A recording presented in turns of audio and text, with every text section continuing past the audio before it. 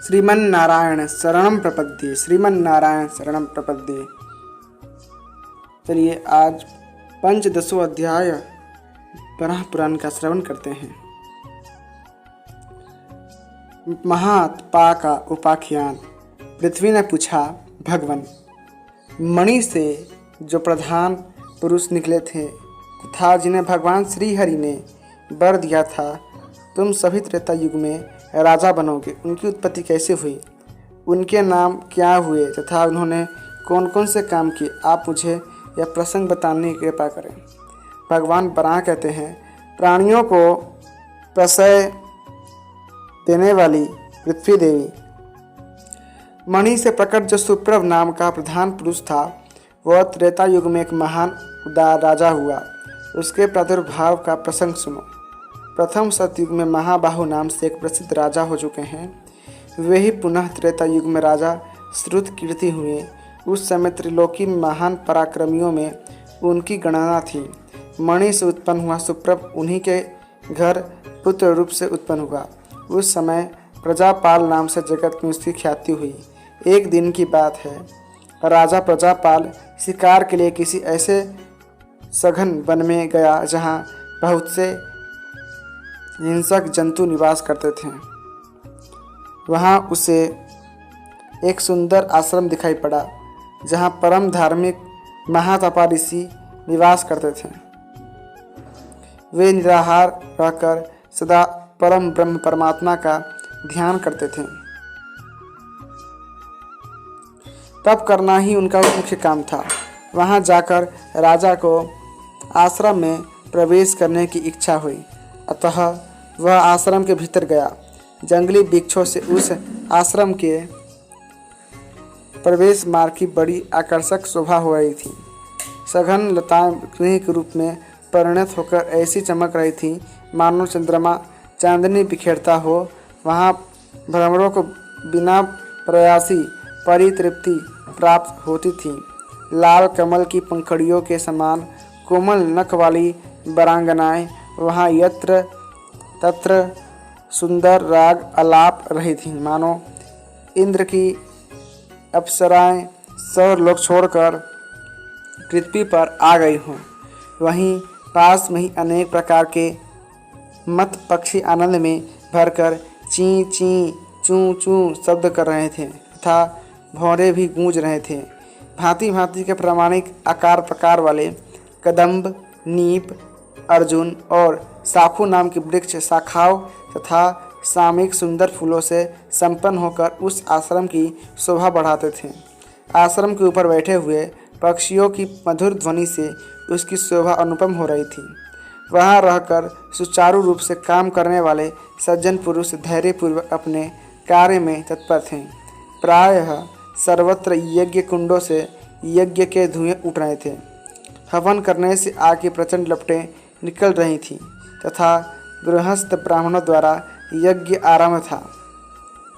अतः ऐसा जान पड़ता था मानो पाप रूपी हाथी को शांत करने के विचार से अत्यंत तीखे दांत वाले मत वाले सिंघे यहाँ आ गए हों। इस प्रकार सर्वत्र दृष्टि डालते हुए राजा प्रजापाल ने अनेक उपायों का आश्रय लेकर उस उत्तम आश्रम के भीतर प्रवेश किया। वहाँ चले जाने पर सामने अत्यंत तेजस्वी मुनिवर महातपा दिखाई पड़े। उस समय पुण्यात्माओं एवं ब्रह्मवेताओं में शिरोमणि वे ऋषि उषा के आसन पर बैठे थे। उनका तेज ऐसा था मानो अनंत सूर्यों ने एक रूप धारण कर लिया हो। महात्पा का दर्शन पाकर प्रजापाल को मृग की बात ही भूल गई। ऋषि के सत्संग से उसका विचार शुद्ध हो गए थे। धर्म के प्रति उसकी दृढ़ एवं अद्भुत आस्था हो गई। ऐसे पवित्र अंतःकरण वाले राजा प्रजापाल को देखकर महातपा मुनि ने उसका आसन एवं पाद्य आदि से आतिथ्य सत्कार किया और उस नरेश ने भी मुनि को प्रणाम किया। हे वसुदेव, साथ ही मुनि से उसने यह पवित्र प्रश्न किया, हे भगवान, दुख रूपी संसार सागर में डूबते हुए मनुष्यों के मन में यदि दुस्तर संसार के तरने विजय पाने की इच्छा हो तो उन्हें जो कार्य करना उचित हो वह आप मुझे शरणागत को बताने की कृपा करें। महातपाजी बोले, हे राजन, संसार रूपी समुद्र में डूबने वाले मनुष्यों के लिए कर्तव्य है कि वे पूजा, होम, दान, ध्यान एवं अनेक यज्ञ आदि उपकरण रूपी दृढ़ नौका का आश्रय लें। नाव बनाने में कीलों की आवश्यकता होती है।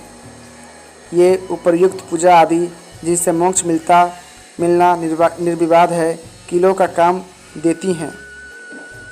देव समाज से बड़ी रस्सियों की आवश्यकता पूरी हो जाती है।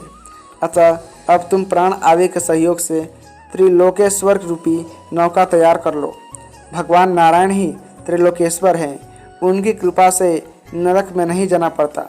हे राजन, जो बड़भागी जन उन देवेश्वर को भक्तिपूर्वक प्रणाम करते हैं उनको चिंताएं शांत हो जाती हैं और वे उनके बस परम पद को पा लेते हैं जो कभी नष्ट नहीं होता। राजा प्रजापाल ने पूछा, हे भगवान, आप संपूर्ण धर्मों को भली भांति जानते हैं। मोक्ष की इच्छा करने वाले पुरुष को सनातन श्री हरि की विभूतियों का किस प्रकार चिंतन करना चाहिए, इसे बताने की कृपा करें।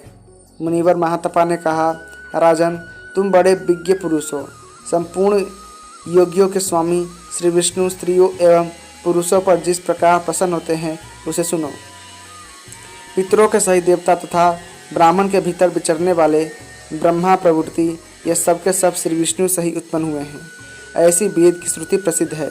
अग्नि, अश्विनी कुमार, गौरी, गजानन, शेषनाग, कार्तिकेय, आदित्यगण, दुर्गा सहित 64 मातृकाएँ, 10 दिशाएँ, कुबेर, वायु, यम, रुद्र, चंद्रमा और पितृगण, इन सब की उत्पत्ति में जगत प्रभु श्री हरि की प्रधानता है। हिरण्यगर्भ श्री हरि के श्री विग्रह में इनका स्थान बना रहता है और वहीं से निकल के चारों ओर पृथक पृथक परिलक्षित होते हैं, पर अहंता मैं हूँ का अभिमान उनका साथ नहीं छोड़ता। अतः 15 अध्यायः सम्पूर्णम्।